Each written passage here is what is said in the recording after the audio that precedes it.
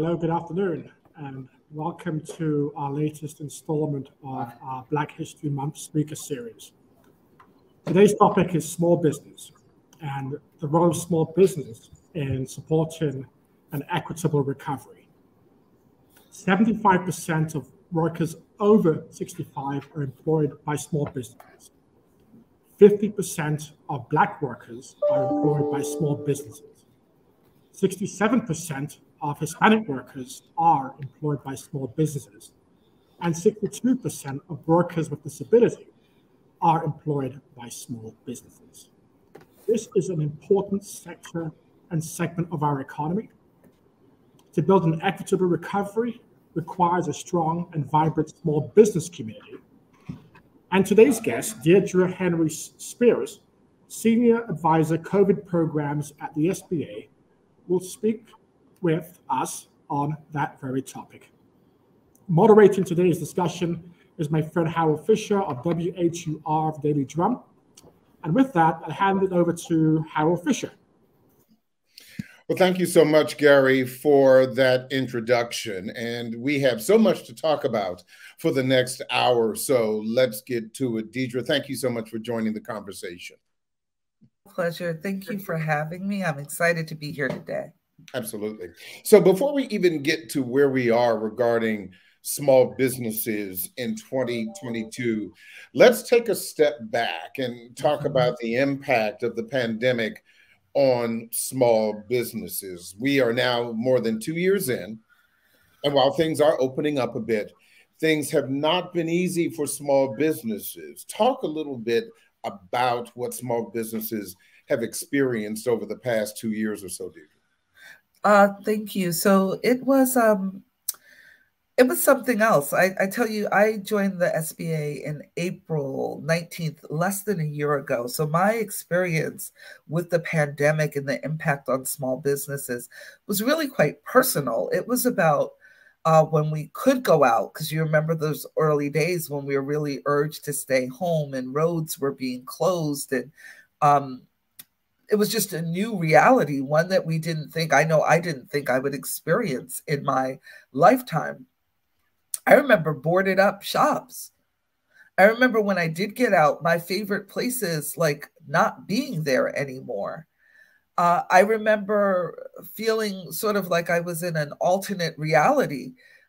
My favorite coffee shop was closed. I would go into I live at the border of Maryland and Virginia. So even if I would go over the bridge into Virginia, the bagel place, one day my husband said, let's go to your favorite place. It was not there. So that was the small business experience in a nutshell, a struggle for survival. And we saw it in every sector. We saw it in arts and entertainment. They were some of our communal spaces where we see performances, movie theaters, places where people gather, restaurants. They were the hardest hit, first to close, last to reopen because of the nature of COVID. And we had an economy that was in free fall. So Harold, you know me a bit and you know my experience. I spent some time on Capitol Hill working on the Senate Committee on Finance. And during that time, I worked on things like unemployment insurance. Mm-hmm. And I remember what we call, do you remember the Great Recession? Yes, we all do. Yeah. Yeah. And we were trying to dig out of that, and we created programs to provide unemployment insurance at record rates to help people feel safe and secure, to know that they'd be able to buy at least groceries and gas. And so I saw what happened to small businesses this time create the beginning of another recession. And thankfully, some of the lessons from that Great Recession, when the Biden-Harris administration came in, they employed those lessons learned quickly and really tried to get capital out the door, money out the door into the hands of families, unemployment benefits rolling quickly. But that is the experience. I think that experience, it's more than statistics or facts on a chart. It's a personal experience of what was closed. I was a business owner at the time. I ran a nonprofit, and I remember having to close my office in downtown DC and bring my nonprofit home to my personal address. One, I wasn't going there. I couldn't keep paying rent for a space I wasn't using.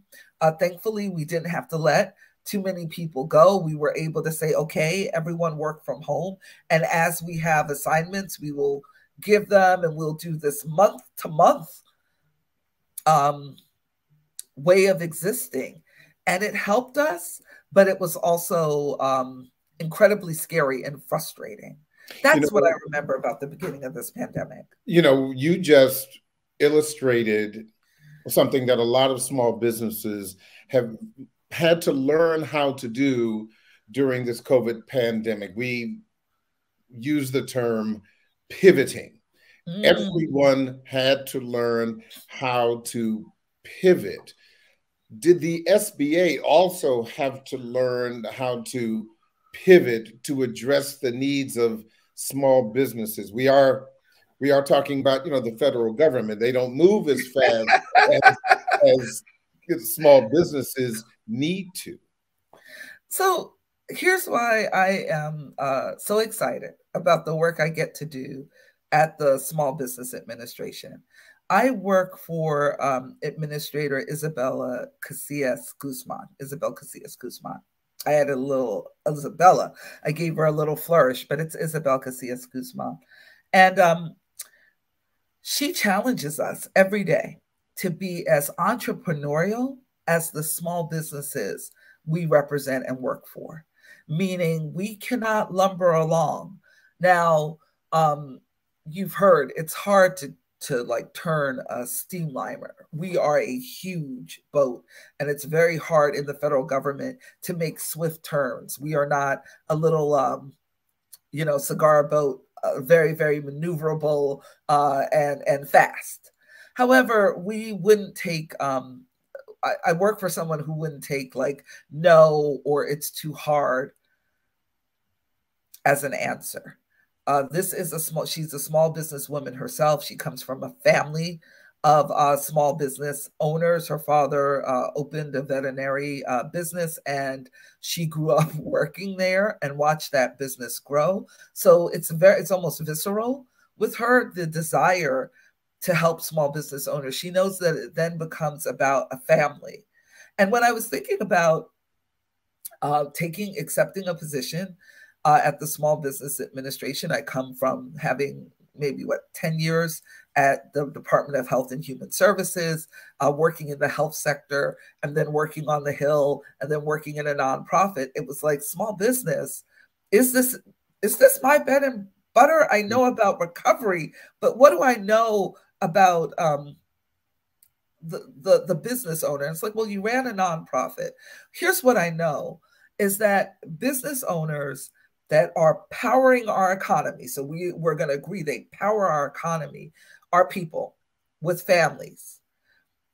They are usually very, very small, like less than 100, less than 50. We have all these categories, up to 500 employees. We consider you a small business. The smallest of the small are less than 50 employees. In my business, I had less than 50 employees. You become a family and you represent families. And so what do I know about families? Like, the money that comes in, it's a matter of survival. It's a matter of who eats. It's a matter of what you're going to eat. It's a matter of what you're wearing to school, who's going to college and who's not. It's a matter of multi-generational, how the family's supported. And then it's a matter of personal pride. The thought of making an idea real and then growing it. And so SBA had to think that way. We inherited a few programs. I was going to Freudian slip and say problems, because we inherited some of those too, Harold. Yeah, I mean, that's the reality of moving from administration to administration, as well as the ever-changing dynamic that is, as we've seen, the pandemic. But please go ahead. Yeah, so thank you. So maybe we'll start at that moment. Like, we come in, there are programs that were stood up in the gap, and right between the in that transition space between administrations, from the previous administration to the Biden-Harris administration. Well, we didn't have a very smooth transition. So that means the typical handoff and conversations that would typically happen in the middle of a crisis moment for our country and our economy didn't happen.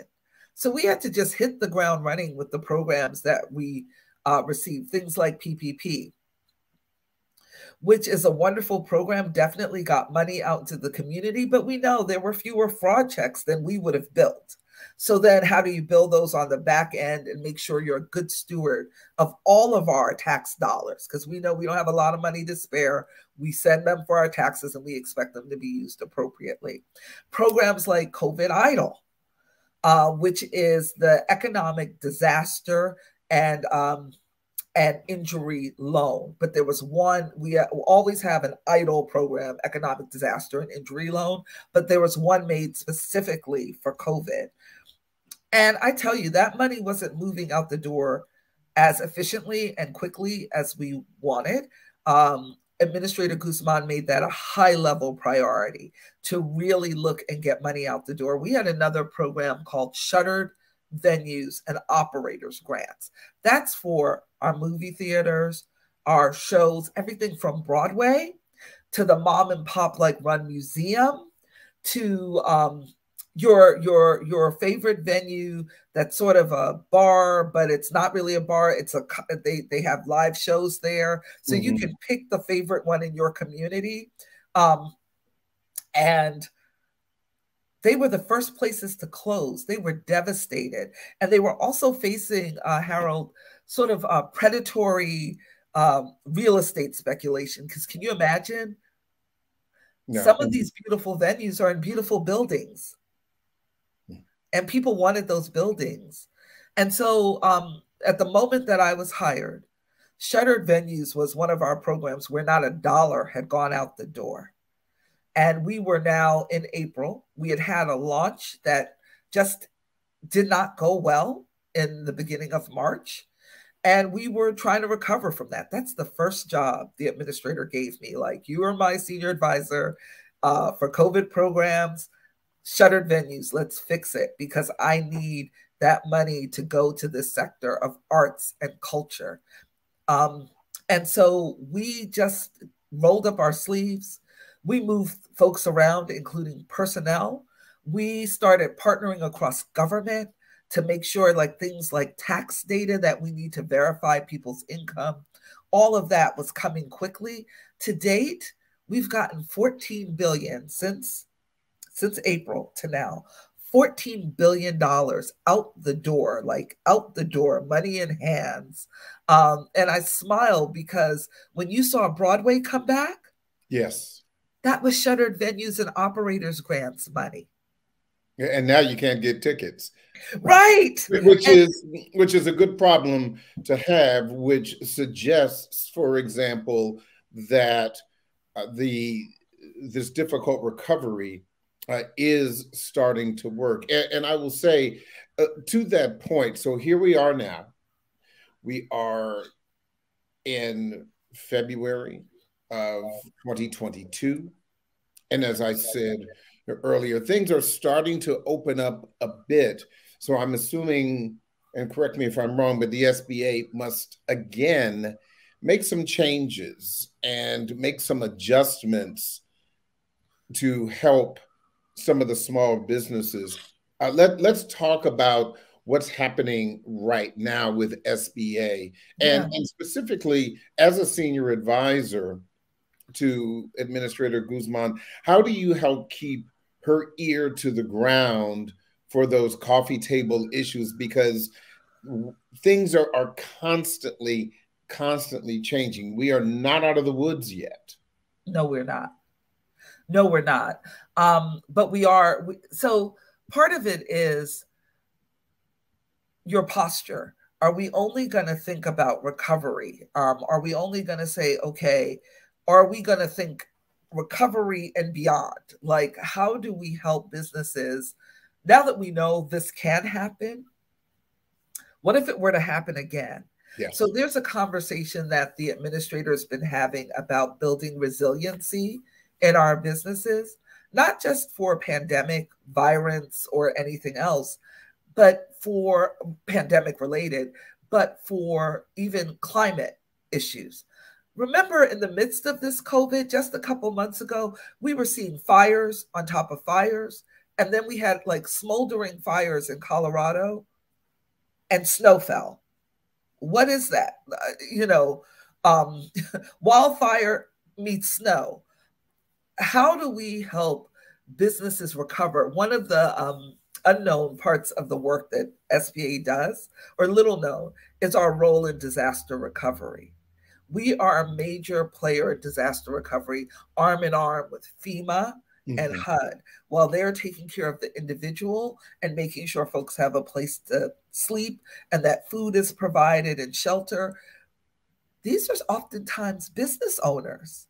Not only have they lost their home, but they've lost their businesses as well. And if the communities are going to recover, those businesses need to be able to bounce back.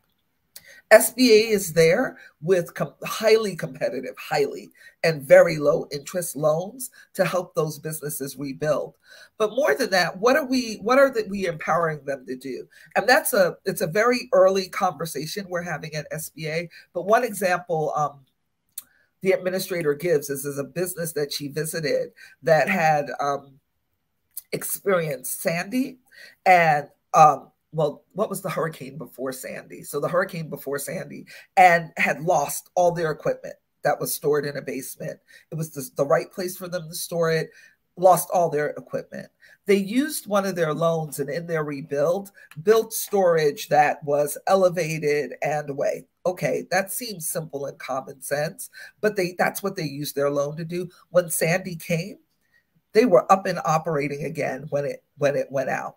She is thinking along the lines of how do we help other businesses be able to do that in this very precarious climate age in which we live? How do we help them say, what would make your business resilient? Is it something as simple as moving your inventory to a new place? But that's not that simple if you don't have the money, if you don't have the capital to make it happen.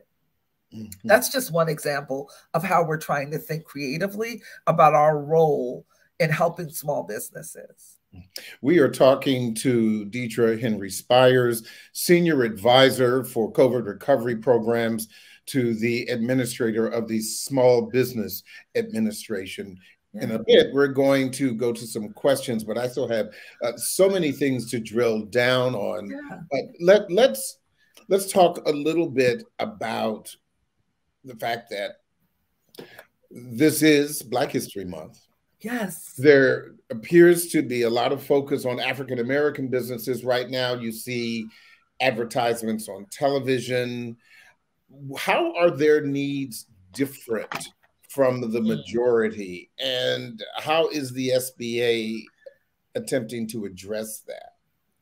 So one of the things that I just want to share with you, and it's hot off the shelf, one of our partners, I had mentioned community navigators, that we have a program called the Community Navigator Program. And one of our partners in that program is the National Urban League. And I am just trying to pull up, they just released this report yesterday. That's why I don't have the stats committed to memory. But in concert with a partner of theirs, Third Way, 2% of businesses with employees are Black owned.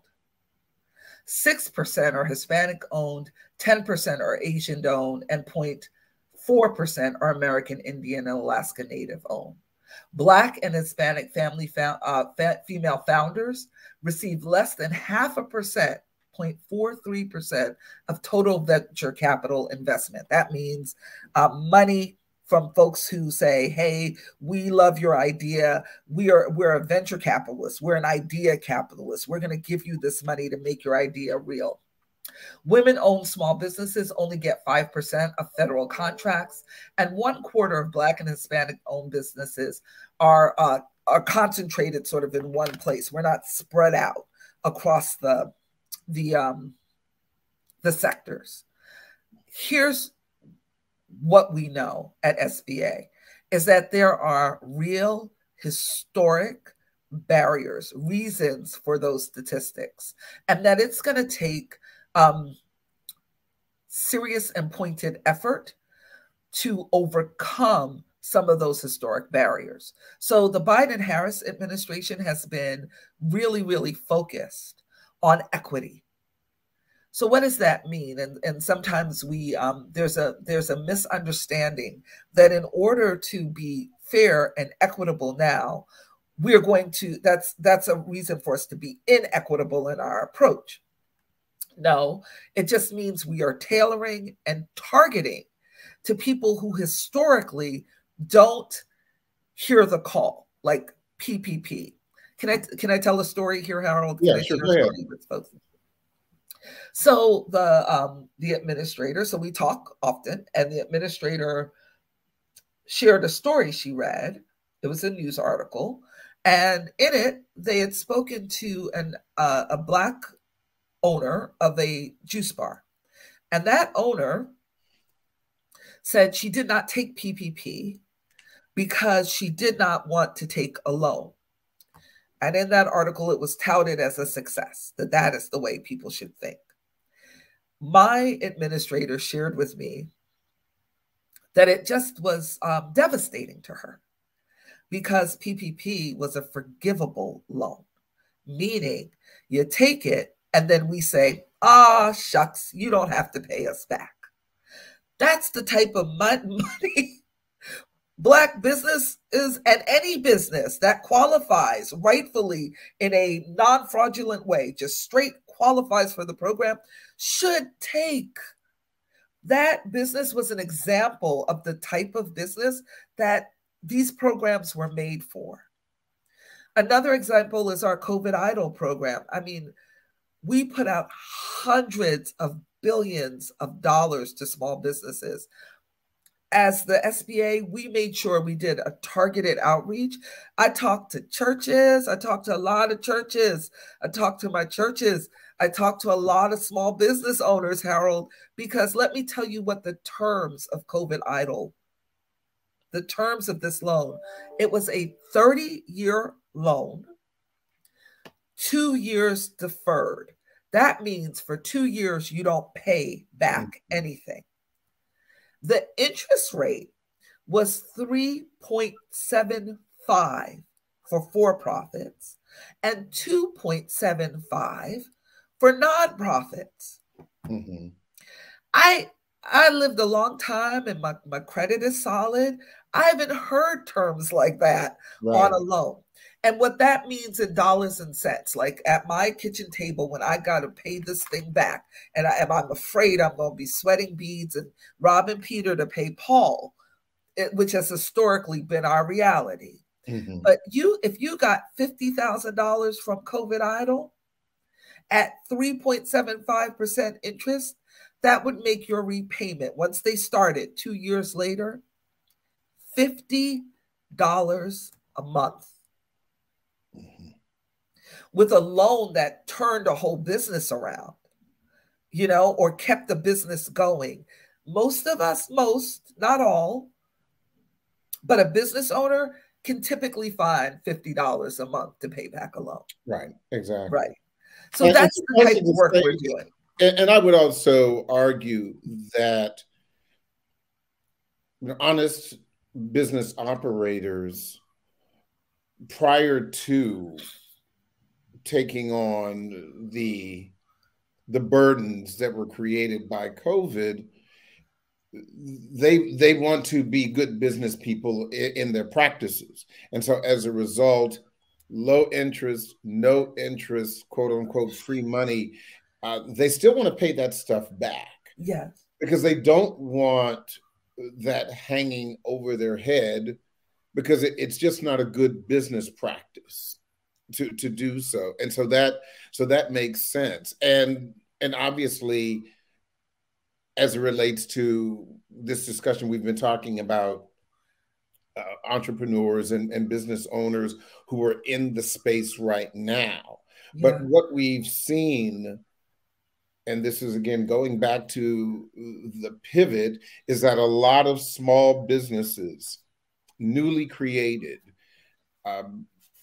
entrepreneurs who are just starting to get into the space, they may know that they may have the best pies or cakes on their street, or they may sell out the pies and cakes that they just started making using mama's recipe or grandma's recipe. But now they realize, maybe I can sell this and quit my job. But the problem is a lot of these entrepreneurs are great creators, but they're not necessarily business people. What does the SBA do that can help them become great business people so that mom's pies and cakes don't fall in the oven? Come on, look, I'm going. There are two interrelated stories. I'm going to tell you a story about my own grandmother. So I am a first-generation American. I'm Jamaican American. I'm a proud American, born in Brooklyn. Is Brooklyn in the house? Yes, it is. But my parents, my father was born in Limon, Costa Rica, to Jamaican parents, and my mother was born in Jamaica. And my grandmother and grandfather, my grandfather was a tailor, but my grandmother, they actually lived on a farm in St. Mary, Jamaica, and I would go back and visit. And I think just to keep me humble and to understand what the dream was when my parents came to America and what they built here. But my aunt in Jamaica, as my grandmother advanced in age and was now like what we would all classically call elderly, was coming from work one day, my auntie, and one of her friends said, "Ooh, I gotta get by your house after work to pick up my Easter bun and my Easter cake." And my aunt said, "Huh? Why would you be coming to my house to pick up your Easter bun and your Easter cake?" She said, "What? I bought it from your mother." And my grandmother had set up a cake baking operation in my aunt's house, unbeknownst to her, while she was at work. She had help in the house and they were making buns and cakes. You know why? Because entrepreneurship is independence. And my grandmother, as an older woman, was like, "I love that my daughter's in a place where she can take care of me, but I've got to make my own money. I've got to have my own enterprise." So I come from that enterprising space. Fast forward now to the story of remember Furlough cheesecakes? Yes. They're right here. I'm in the DMV area. They're right here at National Harbor, and I was over at the harbor last weekend, and I walked by them. Harold, I also have to tell you, the harbor is bustling with Black-owned business. Some of the incentives during this time of COVID, things that county executives, business leaders, and the SBA are doing have made it possible. I saw one business, Zen Yoga. The woman said she had been teaching classes and finally said, "Why don't I branch out and do this by myself?" And she's over at the harbor now, Black-owned. But Furlough cheesecakes, they were making cheesecakes. They had good cheesecake. "Oh, you should sell this cheesecake." And then they got furloughed, right? At the beginning, when we were going into this recession. And it took Ellen, remember, they're making these cheesecakes. They start this business, they take it, and it becomes an internet sensation. And Ellen has them on their show. And I was watching that day because they live right here in Fort Washington. I was watching that day, and she gave them a check. I think it was $10,000. Don't quote me on that, but it was a multi-$1,000 check for their business. Well, they have a shop that's bustling in National Harbor. They were baking those in their kitchen. To go from my grandmother's kitchen operation, Furlough Cheesecake's kitchen operation, it takes what we call access to capital. And that is what a lot of Black businesses and business owners don't get. SBA is working diligently to change that through our Office of Capital Access. And we are looking at ways that through our direct lending experience, through our experience with microloans, very, very small loans that really just help you over a bump, how can we help build more businesses in the Black community but it's also going to take education, Harold. And you asked me about resources. We have resource centers. We've got this program, Community Navigators, that's specifically built, and this was a President Biden personal priority, that the SBA pilot a program called Community Navigators to connect into community. And so one of our hubs that is then responsible to work with what we call spokes out in the community to get information directly into the ears of Black people. One of them is the National Urban League. The other is the U.S. Black Chamber of Commerce. So our leaders like Mark Morial at the Urban League and Ron Busby at the U.S. Black Chamber. And then they fund spokes with that money that are in the community saying, okay, you need to connect this way. Walk in here and have this conversation. And we're now trying to build, people call it an ecosystem. We're trying to build connections between our resource centers and our navigators so that in any community in the United States of America, somebody with an idea that they want to take big can find where to go to have that conversation and be mentored to the next step. And that stuff you'll find on our website. If you Google Community Navigators or SBA Community Navigators, you will end up at a map that starts helping you navigate where you can find these types of resources.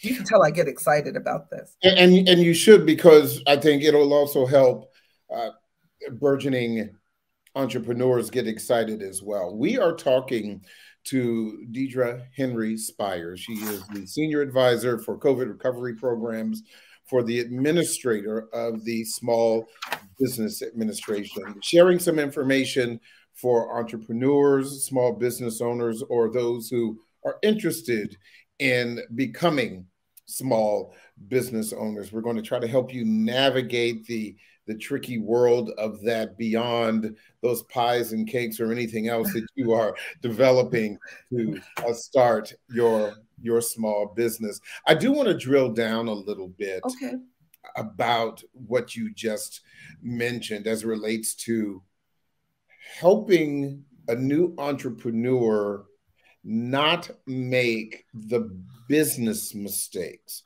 The pies are great, the cakes are great, but the management of the business side, what kind of resources, is that something that the navigators are doing, or is there something else that the SBA specifically offers to help them not hit a pothole or those kinds of speed bumps, particularly once they get access to capital? I want to make sure I'm understanding the question correctly. So do we offer, is it like, are we asking about a mentor, or mentoring, and the like? Yes. Yeah. And we have them sometimes population specific. We have our resource centers geared towards veterans offices, veterans opportunity and business centers. We have ones geared to women. And we are really proud of our women's business centers because we have opened a historic number of women's business centers this year, never before seen. We have made sure there's at least one in every state, including Alaska. We have our resource centers, we have our relationships, even with bankers and funders, so community development funds and community development banks, to really help them understand how to provide funding for small businesses. And then also we're trying to make sure that we're able to stand in the gap. So banks, so we learned a lot during COVID. PPP was great if you had a relationship with your bank. There was a really well-known community activist who was banking, and when I told her I was at the SBA, she said, "Oh my God, that's wonderful. The EIDL loan is the best thing that ever happened." I said, "Really?" She said, "Yeah." She said, "Because I was banking with a particular bank for 30 odd years. And when I went to get PPP, they said they couldn't match my identity. So if you didn't have a relationship with your bank, we found that you may not have gotten people. And a relationship is relative. 30 years of banking with you, you ought to know who I am.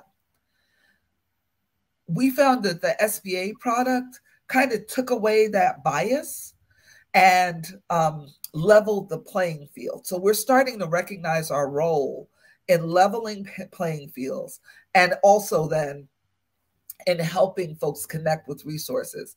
Harold, this is something I really want to say about the Black community in particular.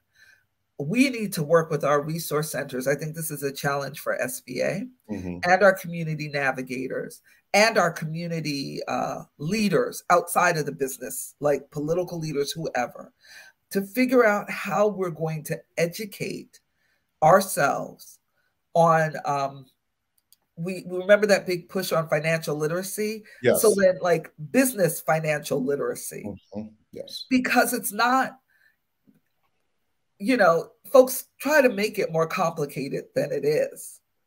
And it is nothing that our community cannot understand. We can understand this and then realize when it's the right opportunity to take advantage. But we have so many resource centers. I want to be able to follow up with the Center for Workforce Inclusion and just have a relationship around helping folks connect with those resources. I think that's something that we can do.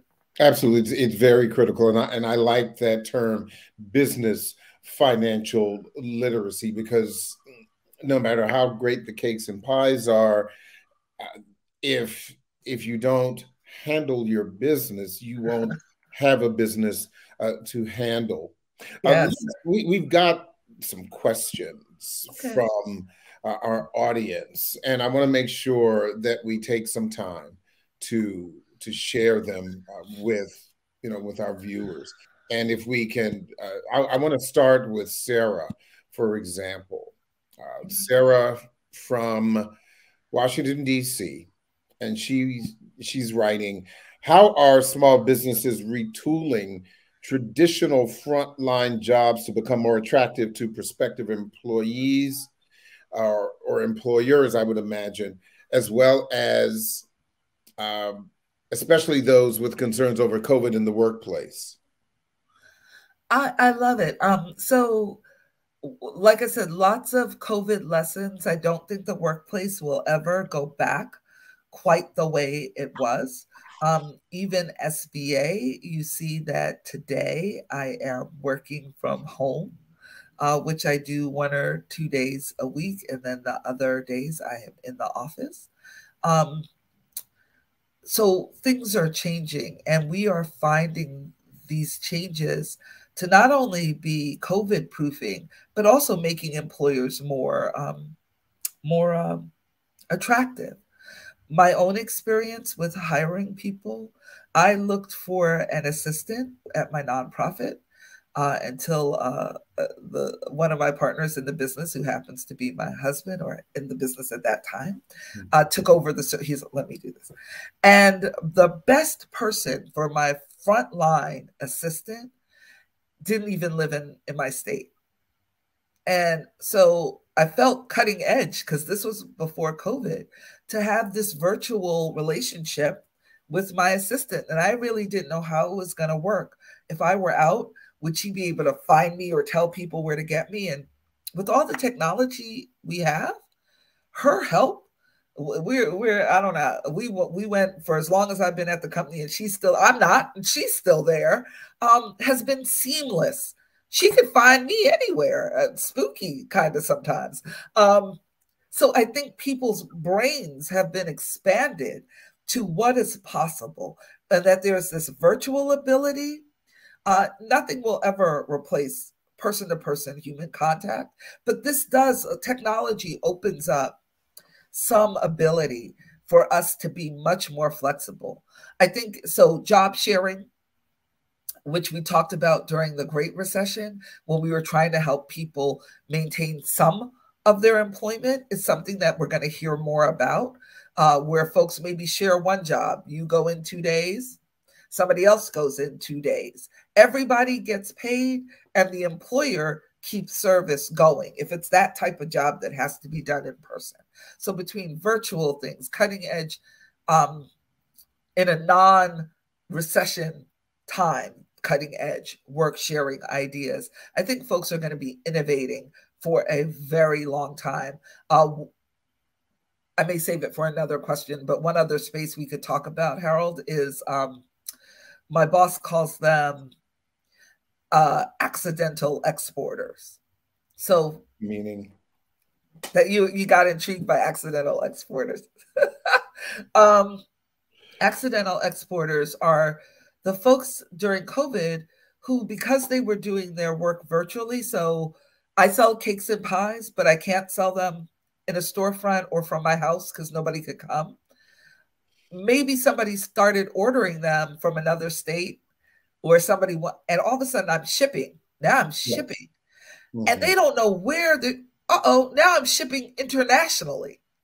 And it just was sort of a result of COVID that people started sending goods and wares across borders in all kinds of ways.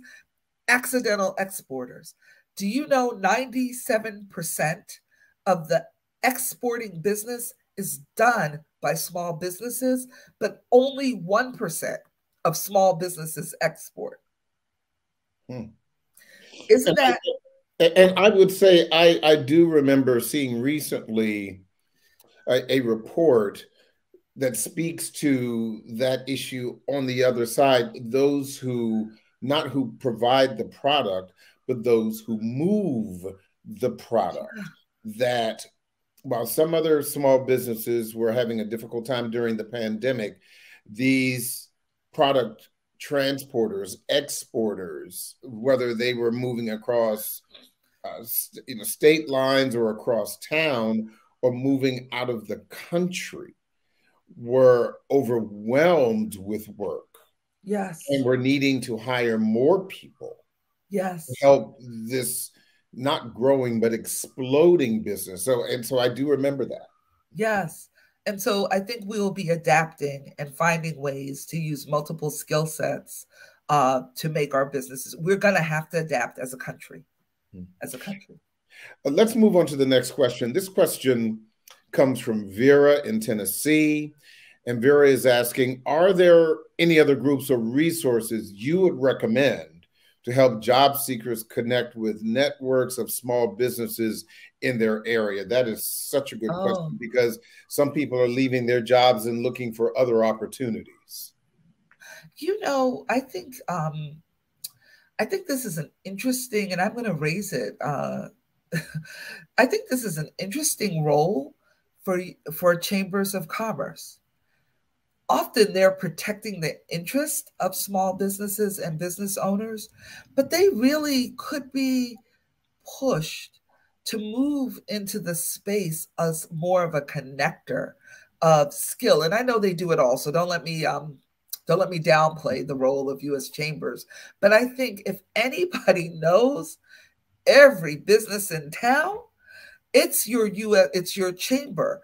And then we have the affinity chambers. We have, by affinity, I mean the Black Chamber of Commerce. We have the Hispanic Chamber of Commerce, Asian Chamber of Commerce, LGBTQ Chamber of Commerce. So I think we could all be using our chambers of commerce more effectively to help us. And I am putting myself in the shoes of like a job seeker, to know what small businesses are hiring, what they need. We know they sponsor job fairs and others, but really to help us connect with the needs of small businesses. The SBA, as we start thinking about labor supply, when you talked about the moving of materials, and the need for people to be able to go back to work, but in ways that are attractive. One of the areas we started thinking about is childcare. And so we're starting some work from the front office. I'm proud to lead that work for the administrator on childcare supply. We know that that's a very local issue, but also we are thinking about how do we connect people who want to start a childcare business with that opportunity, but also how do we connect people looking for childcare? How do we build more childcare? But also folks who are interested in working in the field, how do we resource businesses that need the help to find people that can work and also help people become qualified to work in that space? So we're starting to think it through. Let's go to our next question. This is from Joe in Florida. And Joe asks, what is the SBA seeing in terms of small businesses adopting a skills-based approach to hiring? Is this something that the SBA promotes? I think we explained that because not everyone may be familiar with skills-based hiring. So let's do a working definition of specifically what that means. It means that while you may not have experience in that particular job or that particular sector, you do have skills that will get the job done. And so I'm a great example of that. I had not worked at the SBA before.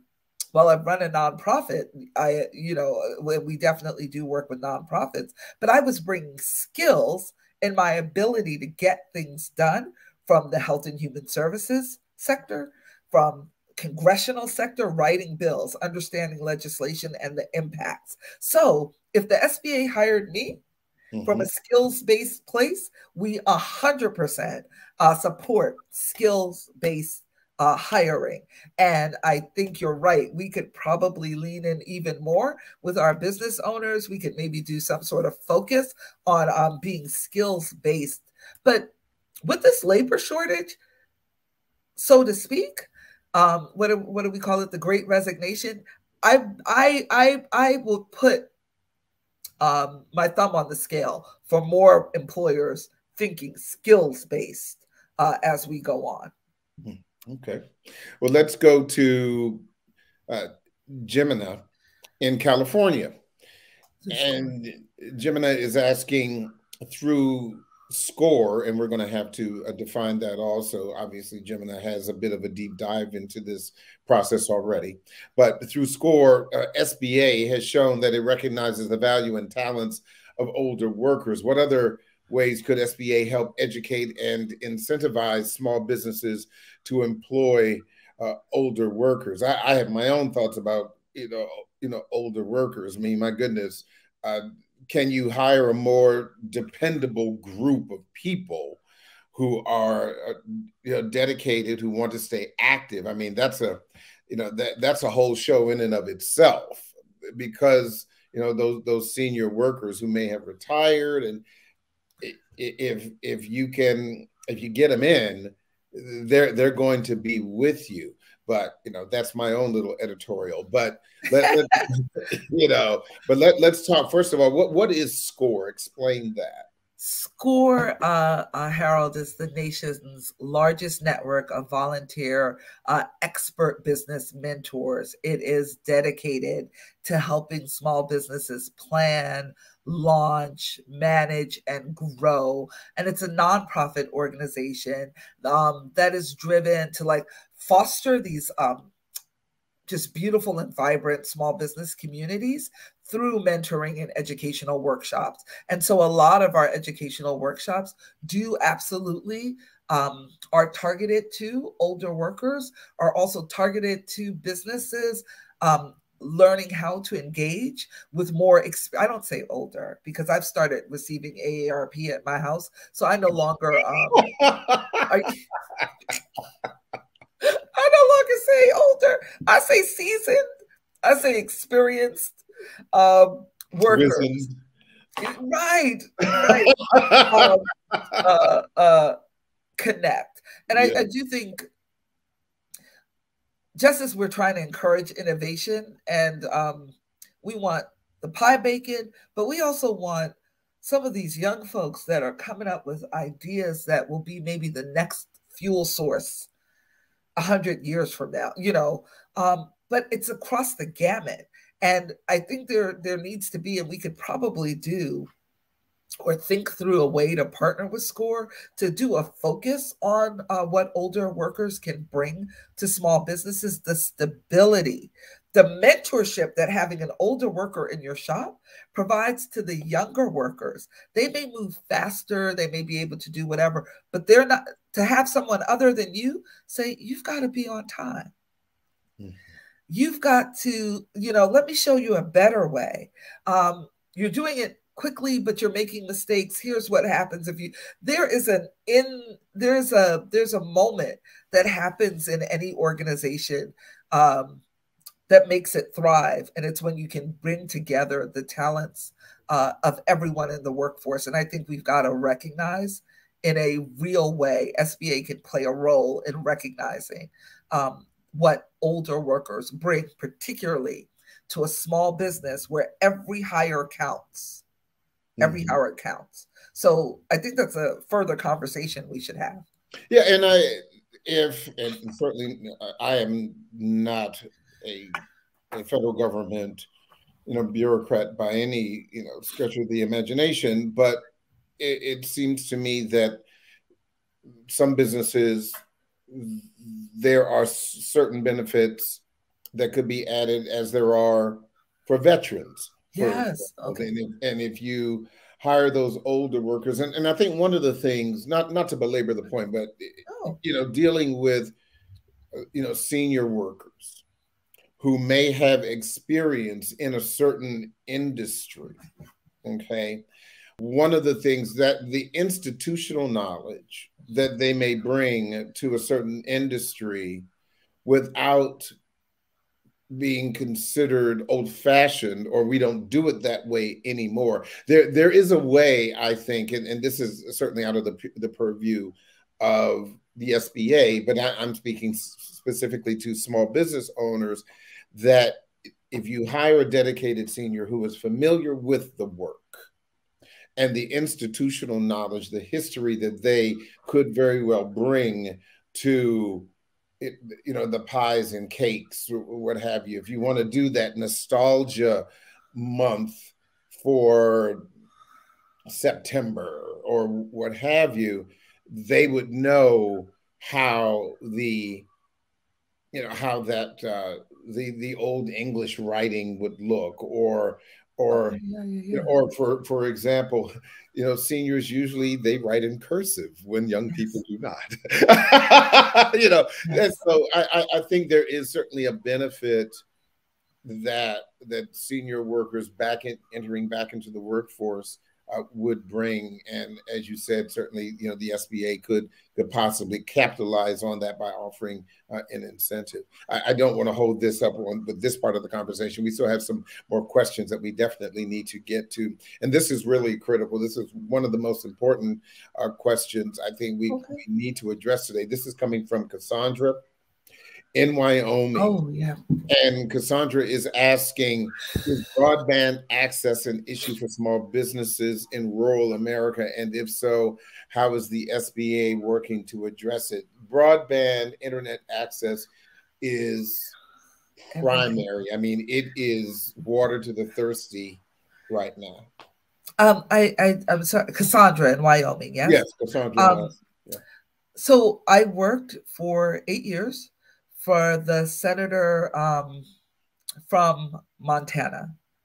I told you I'm from a big ranch back east called Brooklyn. I am not from Montana, but I learned so much traveling back and forth to Montana. I learned that what it is to have your closest neighbor 50 miles away. And so broadband is a real issue. Not just in frontier rural America, we've got broadband like gaps. If you go to Baltimore, a real urban center, there are broadband gaps in the middle of an urban place. So it is a huge issue. Okay, so what is SBA doing to serve it? To serve this problem? It's about partnership. It's our partnerships with the Department of Commerce. It's our congressional partnerships, and it's our partnership with tech giants like Google and others, where we are making them aware that, remember when I started the show with the closed up buildings? We have Yes. all tasted what it looks like when small businesses don't flourish. Broadband is essential to that. They need to be a part of the solution.